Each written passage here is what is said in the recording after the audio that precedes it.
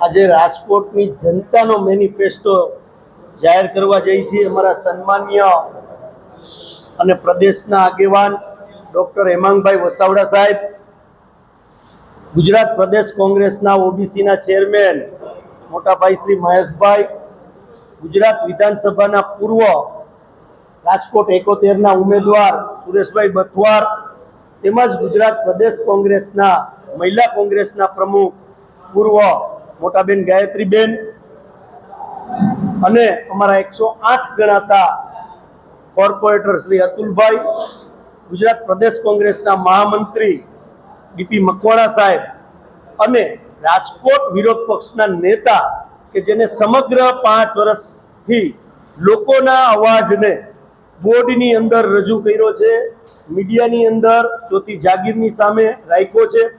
હવે જ્યારે સ્થાનિક સ્વરાજની ચૂંટણી આવી રહી છે ત્યારે સમગ્ર ગુજરાતની અંદર આજે પ્રજાનો મેનિફેસ્ટો એટલે કે પ્રજા પાસેથી જે અમે રાજકોટમાં ફર્યા અને જે સૂચનો મળ્યા છે એ પ્રમાણનો મેનિફેસ્ટો અમે બનાવ્યો છે। આજે અમે રાજકોટની જનતાને આપના વતી ખાતરી આપીએ છીએ કે અમે જે મુદ્દા જાહેર કરશું અને રાજકોટની પ્રજાનો આશીર્વાદ કોંગ્રેસને મળશે તો પહેલી જ જે અમારી સ્ટેન્ડિંગની મીટિંગ મળશે એમની મીટિંગની અંદર આ તમામ મુદ્દાઓને આવરી લેવામાં આવશે કે નહીં કે બીજી પાર્ટીઓની ઘોડે મેનિફેસ્ટો ડિક્લેર કરીને સત્તામાં આવ્યા પછી એ મેનિફેસ્ટો અભેરાએ ચડાવી દેવાનું જે કામ બીજી પાર્ટીઓ કર્યું છે એવું કામ અમે નહીં કરીએ। આ વચન અને આ કમિટમેન્ટ રાજકોટની જનતાને આપીએ છીએ। 1 બાય 1 જે અમે મુદ્દા લેવાના છીએ એ આપની સમક્ષ આજે તમામ અમારા કોંગ્રેસના સિનિયર આગેવાનો ની મંજૂરીથી હું આપની સમક્ષ રજૂ કરું છું। જે મુદ્દો છે કે નવા ભળેલા વિસ્તારોમાં વિશેષ વિકાસ પેકેજ એમાં ખાસ કરીને માધાપર, મનરપુર, ઘંટેશ્વર, મુંજકા, મોટા મવા, કોઠારિયા જેવા અનેક જે ગ્રામ્ય વિસ્તારો છે એ જે શહેરી વિસ્તારોમાં પડ્યા છે પણ આજની જગ્યાએ ત્યાં શૂન્ય સુવિધાઓ સ્થાનિક સ્વરાજની છે, આજે પણ બંબાતી પાણી જાય છે, એ તમામ સુવિધાઓ અમે સત્તામાં આવશું તો નવા ભળેલા વિસ્તારોની અંદર અમે તાત્કાલિક ધોરણે કામ ચાલુ કરી દઈશું। જે ઘરવેરાની વાત છે કે સમગ્ર રાજકોટની અંદર 70 વાર લગીના મકાનોમાં કોઈ પણ વ્યક્તિ રહેતો હશે એનો એક પણ પ્રકારનો હાઉસ ટેક્સ મહાનગરપાલિકા દ્વારા લેવામાં નહીં આવે અને જે દસ્તાવેજ વાળા જે મકાનો છે એમાં પણ 50% રાહત આપની ચોથી જાગીરની હાજરીમાં અમે જાહેર કરીએ છીએ કે 50% વેરો અમે લેશું, 70 વાર લગીના મકાનોનો સંપૂર્ણ વેરો માફ કરશું। ત્રીજો જે અમારો મુદ્દો છે ખાસ કરીને પાણી વ્યવસ્થા 15 મિનિટ આવે છે એમાં 45 મિનિટ અને વગર મીટરે વગર ચાર્જે 45 મિનિટ અમે રાજકોટની જનતાને વચન આપીએ છીએ કે કોંગ્રેસનું બોર્ડ સત્તામાં આવશે તો 45 મિનિટ પાણી આપશું।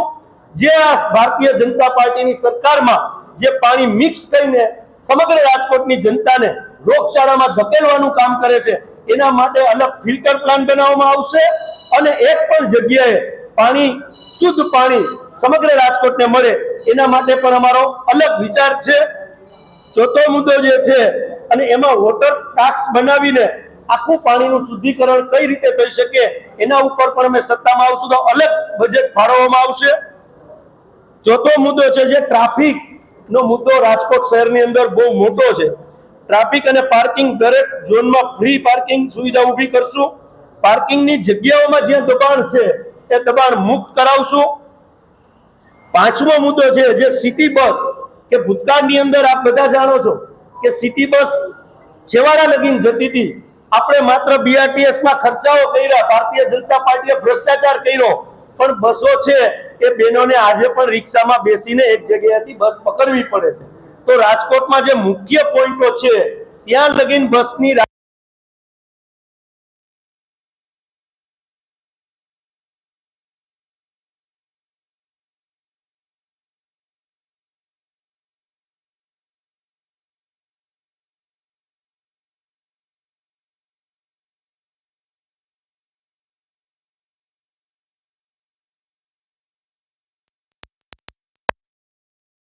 ની અંદર એટલા ભ્રષ્ટાચારો થયા છે કે કોઈ લોકોએ 10 વર્ષ માટે સરકારી બિલ્ડિંગ આપ્યું હોય પણ સેટિંગ કરીને ભ્રષ્ટાચાર કરીને 35 વર્ષ લગીન સરકારી સ્કૂલો આપી દીધા. અનેક બનાવો રાજકોટ મહાનગરપાલિકામાં બન્યા છે.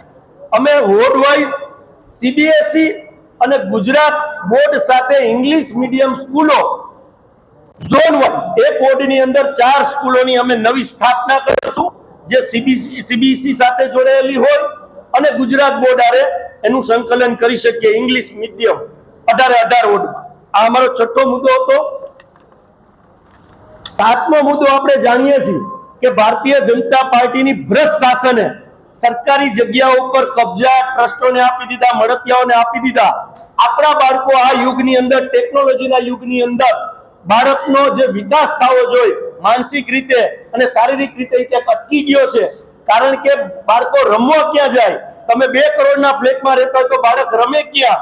એના માટે ઝોન વાઇઝ અમે ગ્રાઉન્ડો બનાવશું સરકારી જગ્યાઓમાં અને ઝોન વાઇઝ સ્પોર્ટ્સ કોમ્પ્લેક્સો બને જેથી કરીને રાજકોટના યુવાનો છે એ યુવાનો ક્યાંક ને ક્યાંક પોતાનું વિકાસ જે છે એ સારી રીતે શારીરિક વિકાસ થાય. 8મો મુદ્દો અમારો છે ખાસ કરીને આ મુદ્દો ભારતીય જનતા પાર્ટી અને બીજી એક પણ પાર્ટીને રાજકીય પાર્ટીને વિચાર પણ ના આવે. આ કોંગ્રેસનો વિચાર એટલા માટે છે કે કોંગ્રેસે છેવાડા માણસને પૂછ્યું છે તમારે શું જોઈ છે ત્યારે અમને જે મળ્યું છે એ અમે આપીએ છીએ કે રિઝર્વ પ્લોટ રાખવામાં આવશે. રાજકોટની અંદર રિઝર્વ પ્લોટ રાખવામાં આવશે. એની અંદર SC schedule caste, ST, OBC અને ઈડબ્લ્યુએસ એટલે કે જનરલ કાસ્ટની અંદર જે લોકો આવતા હોય એના માટે અમે રિઝર્વ પ્લોટ રાખશું. એના ક્રાઇટેરિયા બનાવશું અને એમાંથી જે ફોર્મ આવશે એ નોમિનલ જંત્રીના ભાવે રાજકોટની પ્રજાને જે મેં વાત કરી ચારેય જ્ઞાતિઓને જે ક્રાઇટેરિયામાં આવતા હશે એમના માટે અમે અલગ વિચારી રહ્યા છીએ. 9મો મુદ્દો અમારો છે મહિલાઓ માટે કે મહિલા માટે વિશેષ યોજના, મહિલાઓ માટે મહિલા કોચ ધરાવતું ફ્રી જીમ આખા રાજકોટમાં ખાલી બહેનો માટે ફ્રી 1 પણ રૂપિયાની ફી વગર અને મહિલા ત્યાં કોચમાં હોય એવું ઝોન વાઇઝ એક જીમ બનાવશું વોર્ડ વાઇઝ. 10મો જે મુદ્દો છે કે આરોગ્ય સેવામાં દરેક વોર્ડથી 24/7 એટલે કે આરોગ્ય કેન્દ્ર ખુલ્લા રહે અને સારી ડોક્ટરોની પેનલ રહે, જ્યાં એમ્બ્યુલન્સની વ્યવસ્થા હોય, જ્યાં કોઈને ફ્રેક્ચર થયું હોય તો એક્સરેની સુવિધા હોય, એમને સિવિલ હોસ્પિટલમાં જે ભ્રષ્ટાચારથી ખતબદી રહી છે ભારતીય જનતા પાર્ટીની દેનથી તો ત્યાં અમને ધક્કા ખાવા ન જવા પડે રાજકોટની જનતાએ. એના માટે પણ અમે વિચારીએ છીએ એક વોર્ડની અંદર અમે 24/7 સારું આરોગ્ય કેન્દ્ર કે ફોટો પડાવવા સિવિલે જવું પડે એવું નહીં, સામાન્ય ટ્રીટમેન્ટ છે એ વોર્ડમાં થઈ જાય. આ પણ અમે રાજકોટની જનતાને તમારા વતી ચોથી જાગીર વતી કમિટમેન્ટ આપીએ છીએ. 11મો મુદ્દો છે કે આપણે ચોથી જાગીરે પણ ઉપાડેલો છે કે આપણી રાજકોટની હવા કેટલી પ્રદૂષિત થાય છે એના પણ પૈસા આવ્યા અને આ ભ્રષ્ટ શાસનના લોકોએ ખાઈ ગયા છે. એના માટે અમે અલગ વિચારી રહ્યા છીએ. પર્યાવરણ અને એક્ટિવ શહેરનું ગ્રીન કવર વધારવા માટે મોટા પાયે વૃક્ષારોપણ કરીશું અને હવાની ગુણવત્તા સુધારી પ્રદૂષણ સ્તર ઘટાડવા માટેનું પણ અમે અલગ પેકેજ જાહેર કરશું સત્તામાં આવશું ત્યારે.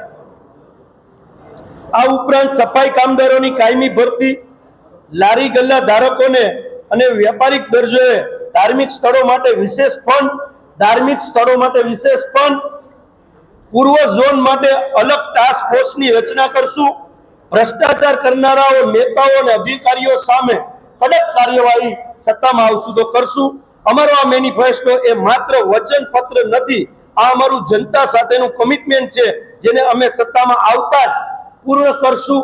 પહેલી જ જે અમારી બેઠક મળશે સ્ટેન્ડિંગની એમાંથી આ મુદ્દાઓમાં જે કામ થતું હશે એ પહેલી જ સ્ટેન્ડિંગની અંદર તમામ અમારા આગેવાનોના આશીર્વાદથી પૂર્ણ કરશું. સાથે રાખીને કોંગ્રેસ આપકે દ્વાર નો કાર્યક્રમ કરવામાં આવેલો હતો જેમાં મહેશભાઈ પણ હાજર હતા, વસરામભાઈ, ગાયત્રીબેન, ડોક્ટર સાહેબ, બધા લોકો ઘરે ઘરે જઈ અમે લોકોને પૂછ્યું છે વોર્ડ વાઇઝ જે લોકોએ અમને કીધું છે એ અમે લખ્યા છે ફોર્મ. એમાં આશરે 35,000 જેટલા અમે ફોર્મ આખા રાજકોટમાંથી ભરાવ્યા હતા. એમાંથી જે સારા સૂચનો હતા એ બધા આની અંદર છે. આમાં એક પણ મુદ્દો વ્યક્તિગત રીતે અહીંયા બેઠેલા એક પણ વ્યક્તિએ લીધેલો નથી. પ્રજાનો અવાજ એટલે કોંગ્રેસનો મેનિફેસ્ટો આ પ્રજાનો અવાજ છે, રાજકોટની જનતાનો જે અવાજ છે એ અમે તમારી પાસે રજૂ કર્યો.